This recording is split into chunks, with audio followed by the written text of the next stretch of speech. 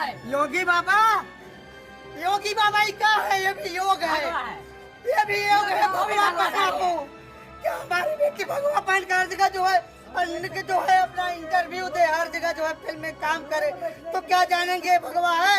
आज इस भगवा का जो है घर उजड़ गया है, आप कब बोलेंगे? आज इस भगवा का अपमान हो रहा है।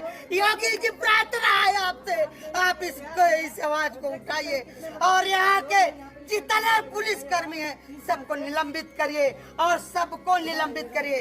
आज का निलंबित करिए। होटल वाला बेईमान है, यहाँ के पुलिस प्रशासन पूरी बेईमानी की है, भ्रष्टाचारी है, सब भ्रष्टाचारी है। कोई नहीं है। सवाल है जो अगर बनारस में अगर होटल वाला ढेर सारा रहता है, तो होटल क्यों बुक कर रहे हैं? अतिकवा का दिखाया गया, अतिक अहमदवा का सीसीटीवी दिखाया गया पूरे मीडिया में। हमारे बहन बेटी का सीसीटीवी ये होटल वाला क्यों नहीं दिया? क्यों प्रशासन उसको दबा रही है? आखिर